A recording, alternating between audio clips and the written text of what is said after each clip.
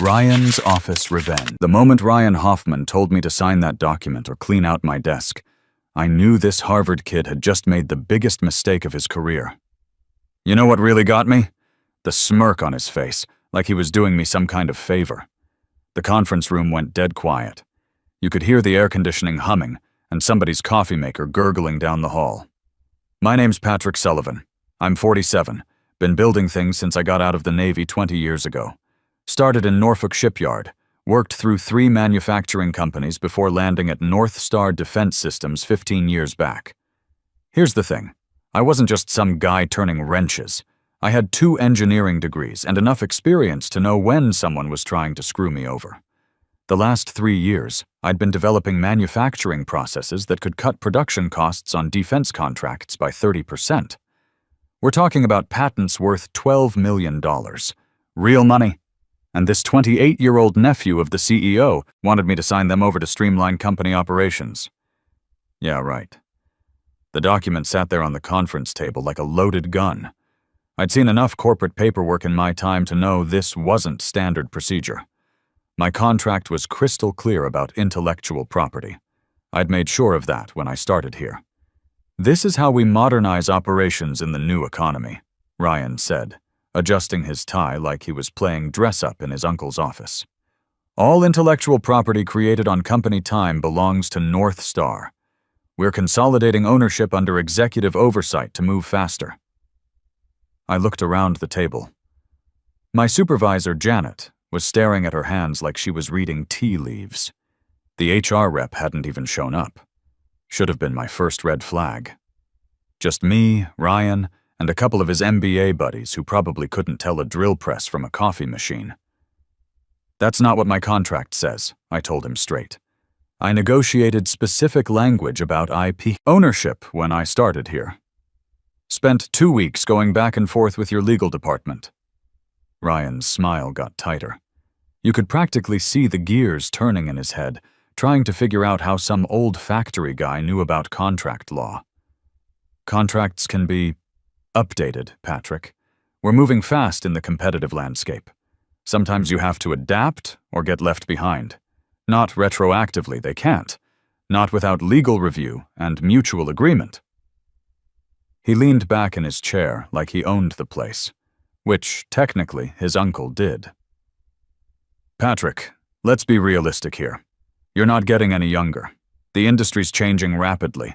Wouldn't it be easier to just go with the flow and let the next generation handle strategic decisions? That's when I knew this wasn't about streamlining operations or moving fast or any of that MBA nonsense. This was about a young hotshot trying to prove himself by taking credit for someone else's work, the kind of thing that happened too often. These days, some kid with a business degree thinking he could just download 20 years of manufacturing knowledge from LinkedIn. See, here's what Ryan didn't understand. I had 2 kids in college. My daughter Sarah finishing nursing at Ohio State. My son Mike studying mechanical engineering at UC. Between them, I was looking at $80,000 in tuition over the next 2 years. My pension was tied to staying at North Star until 55. Walking away now would cost me $200,000 in retirement benefits. But those patents? They represented something bigger than money. 3 years of getting up at 5 a.m., staying late to run tests, solving problems that had stumped engineers with twice my education. I'd redesigned assembly processes from the ground up, figured out how to reduce metal fatigue in high-stress components, eliminated bottlenecks that had been costing the company millions in delays. I need to review this with my attorney, I said, keeping my voice level. Ryan actually laughed, not nervous, but amused. Like I'd told him I needed to consult my horoscope. You don't need an attorney for internal paperwork, Patrick.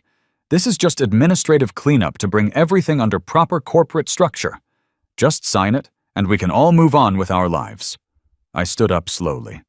The way you do when you're about to cross a line you can't uncross. 20 years in the military teaches you to recognize that moment. I'm not signing anything without legal review. That's final. Ryan's face changed. The fake friendliness disappeared, replaced by something cold and entitled. Then you're fired. Effective immediately. Just like that. No HR process, no written warning, no documentation. 15 years of loyalty, coming in early when production lines went down, staying late to troubleshoot equipment problems, training younger engineers, saving the company millions.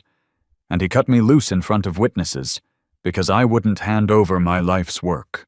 The room went so quiet, you could hear people breathing. One of his MBA buddies shifted uncomfortably in his chair. Janet finally looked up from her hands, eyes wide with shock. "You sure about that?" I asked. "You want to think carefully about what just happened here." "I'm sure," Ryan said, gesturing toward the door like I'd overstayed my welcome at a dinner party. "Security will escort you out." I walked out knowing two things. Ryan Hoffman had just terminated me without cause, and he'd done it in front of witnesses. In the Navy, we had a saying, "Document everything, trust nothing." That training was about to save my career. You know what the kicker was? My badge still worked. Ryan was so busy playing big shot, he forgot to call security. I walked right past the turnstiles. Kid thought firing someone was like deleting an email. Push a button, and it's gone. I didn't go home right away. Instead, I sat in my F-150 in the parking lot, hands shaking.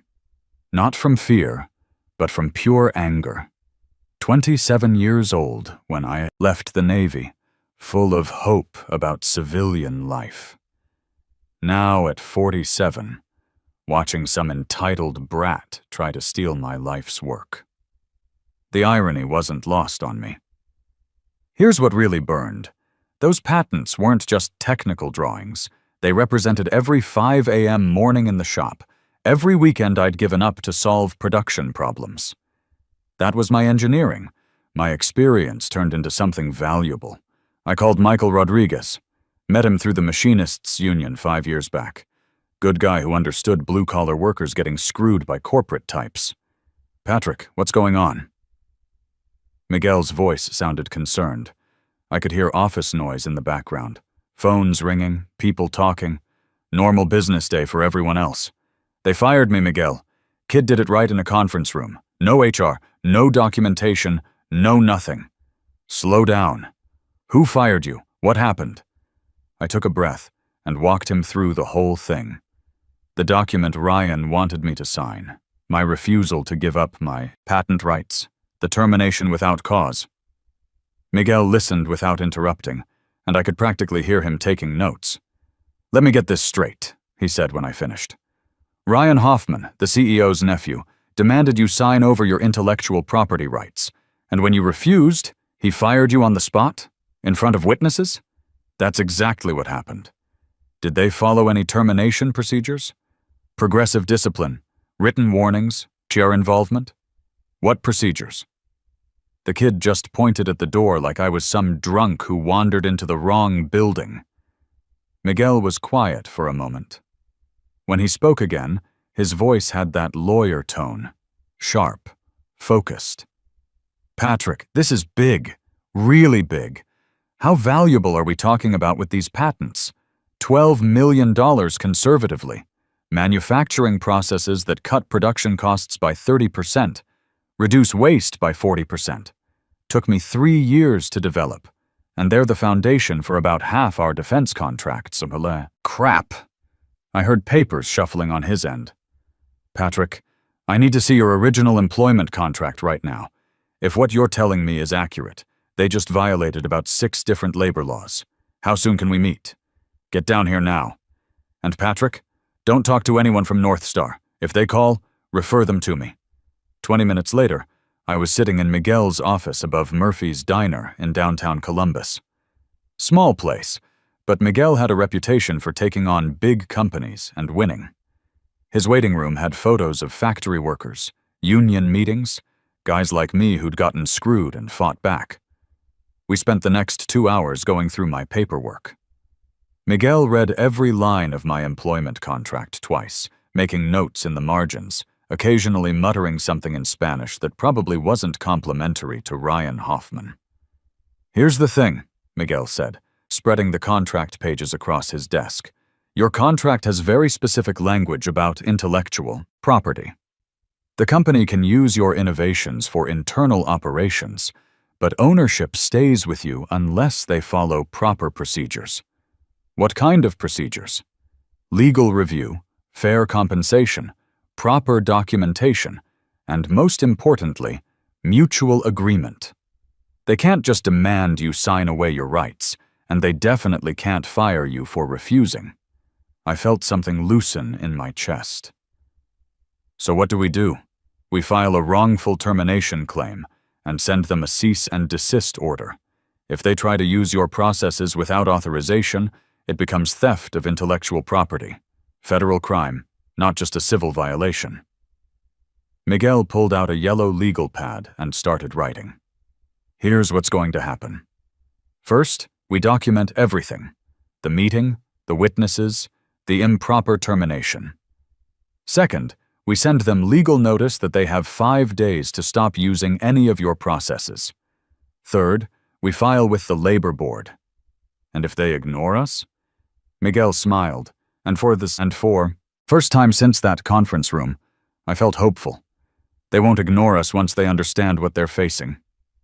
"Patrick, they just fired their most valuable engineer without cause in an attempt to steal intellectual property worth 8 figures.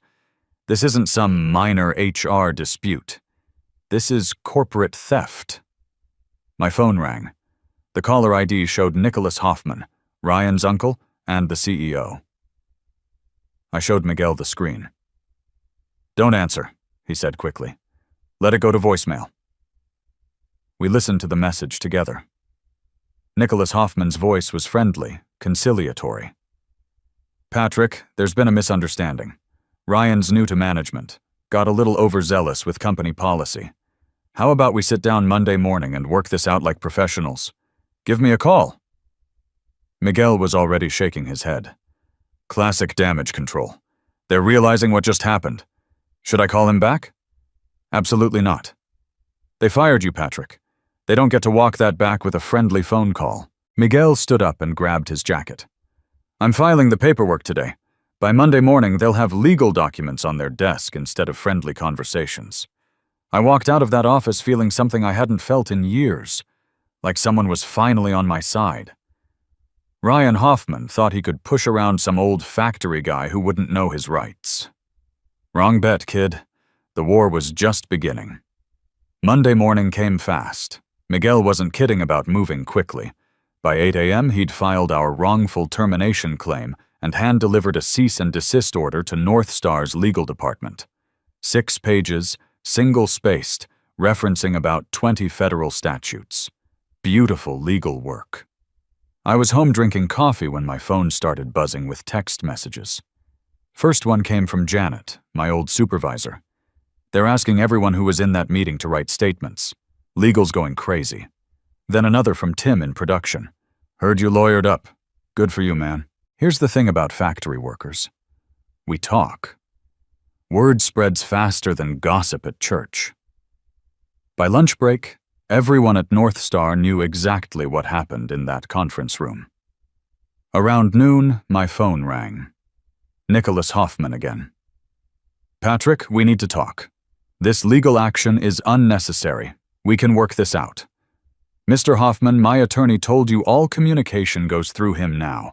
This is getting blown out of proportion. Ryan made a mistake, but we can fix it. Come back with a raise, better title, whatever you want." I set my coffee cup down real careful. "Sir, your nephew didn't make a mistake. He fired me for refusing to sign away my intellectual property. That was a choice. We'll give you a promotion. Senior principal engineer, how's that sound?" "I already have a title, Mr. Hoffman. I earned it by doing good work for 15 years. Your nephew decided that wasn't worth anything. Patrick, please, think about your future. Starting over at 47, that's risky in this economy." "You know what's risky? Letting someone steal $12 million worth of patents because they think they can push around a factory worker." I could hear papers shuffling. Maybe someone coaching him in the background. Probably their lawyer telling him to shut up before he made things worse. "What do you want?" he asked finally. "Nothing from you. I'm already talking to Allied Manufacturing about bringing my processes there." Long pause. Real long. Allied was North Star's biggest competitor for defense contracts. If they got my manufacturing innovations, North Star would lose millions in Pentagon bids. Those military contracts don't exactly grow on trees. "Let's not be hasty, Patrick. I wasn't hasty, sir. I spent 15 years being loyal to a company that let your nephew fire me in a conference room. The hasty one was Ryan when he decided my patents looked better with his name on them. I hung up and immediately called Allied Manufacturing. Word travels fast. Defense industry, especially when someone gets wrongfully terminated over patents worth 8 figures. Jessica Parker, their CEO, took my call personally. "I heard about what happened at North Star," she said. Professional voice, but I could hear the interest. Ryan Hoffman's making quite a name for himself in the industry. Not the good kind of name, I'm guessing. Let's just say his reputation for people skills is spreading. I'm curious, those manufacturing processes you developed, how adaptable are they? Completely scalable. Could cut your production costs by 30%, maybe more depending on your current setup. When can you start? Soon as my legal situation gets resolved. Should be a few months at most. We'll be here when you're ready. Patrick, companies like North Star think employees are disposable. We think good engineers are investments. Meanwhile, Miguel was getting reports from inside North Star that made my blood boil. Ryan had called an all-hands meeting telling everyone to ignore the frivolous, legal threats from a disgruntled ex-employee. He told the production team to keep running my processes, just change the documentation names. Kid thinks renaming a patented process makes it legal, Miguel told me over the phone. Like stealing a car and calling it a truck. Can he do that? Absolutely not. Changing names doesn't change origin, it's still your intellectual property, and using it without authorization is federal theft. That afternoon, Miguel filed an emergency injunction. Federal court, not state. When you're dealing with defense contracts and intellectual property theft, the feds take it seriously, real seriously. The injunction hit North Star like a freight train. 3 production lines shut down immediately. $12 million worth of defense contracts suddenly couldn't be fulfilled on schedule. The Pentagon started asking uncomfortable questions about delivery delays on critical military equipment. My phone lit up with messages from guys still working there. "They're panicking," Tim texted. "Management's running around like chickens with their heads cut off." Another message from Janet. "Ryan's blaming you for sabotaging the company." Legal told him to stop talking. Here's what Ryan didn't understand about manufacturing. You can't just swap out core processes like changing tires on a car. Those patents weren't just paperwork. They were the foundation of how North Star built their products. Take them away, and the whole operation falls apart. Nicholas Hoffman called again that evening. This time he wasn't friendly. "You're destroying this company, Patrick. 200 families depend on these jobs." "No, sir. Your nephew destroyed it when he fired the guy who could have prevented all this. We'll fight this in court. We've got resources." "Go ahead." "I've got 15 years of documentation, 3 witnesses to an improper termination, and contracts that clearly protect my IP rights. You've got a Harvard MBA who thought he could steal someone's life's work in a conference room. This could get expensive for everyone. It already has. Difference is, I didn't start this fight." After he hung up, I sat in my kitchen thinking about those 200 families he'd mentioned. Good people who showed up every day, did their jobs, trusted the company to make smart decisions. They didn't deserve to suffer because some entitled kid couldn't control his ego. But here's the thing about consequences. They don't care about who deserves what. Ryan Hoffman had made a choice in that conference room, and now everyone was going to live with the results. The next few weeks were going to get quite very interesting indeed. The court case lasted 6 months, but it was over before it really started. North Star hired one of those big Chicago law firms. Guys in $3,000 suits who charged more per hour than I used to make in a week. They tried everything you'd expect, claiming my innovations were obvious improvements that any competent engineer could have, developed, arguing that company equipment somehow gave them ownership rights, even suggesting I was just a wrench turner who couldn't have created anything valuable. That last argument really ticked me off. Miguel had warned me they'd try to diminish my qualifications, make me sound like some high school dropout who got lucky. But I had Navy electronics training, 2 engineering degrees, and 20 years of hands-on manufacturing experience solving problems these lawyers couldn't even pronounce. Miguel destroyed every argument they made. He brought in Brian Walsh, a 30-year veteran machinist from our shop floor, who testified about the complexity of my processes. Brian explained to Judge Williams how my innovations solved problems that had stumped engineers for years, reducing metal fatigue in high-stress components, eliminating bottlenecks in assembly lines, cutting waste without sacrificing quality. Patrick didn't just improve existing processes, Brian told the court. He redesigned them from the ground up, took problems nobody else could solve, and found solutions that saved the company millions. The judge wasn't impressed with North Star's case. Judge Williams was an older guy who'd worked his way through law school at night while running a machine shop. He understood the difference between management theory and practical engineering. It appears that Mr. Hoffman terminated a valuable employee in an attempt to acquire intellectual property without following proper procedures or providing compensation, Judge Williams said during closing arguments. The defendant company seems to believe that signing a paycheck grants ownership of an employee's creativity and expertise. This is not how employment law works in America. Here's what really sealed it. Miguel had gotten hold of an internal email from Ryan to his uncle, sent the day after he fired me. "Don't worry about the old guy," it read. "We'll just say the patents were company property all along. Who's going to believe some factory worker over us?" That email got read aloud in court. You could see the jury's faces change when they heard it. Ryan sitting there in his expensive suit, realizing his own words had just sunk him. North Star had to pay me $850,000 in damages. Wrongful termination, lost wages, legal fees, punitive damages, and compensation for attempted IP theft.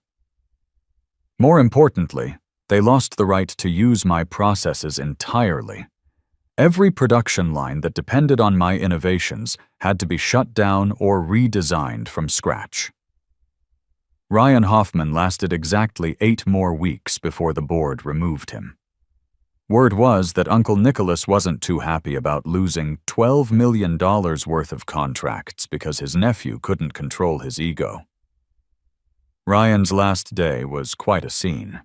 Security escort to the parking lot, just like they'd done to hourly workers for years.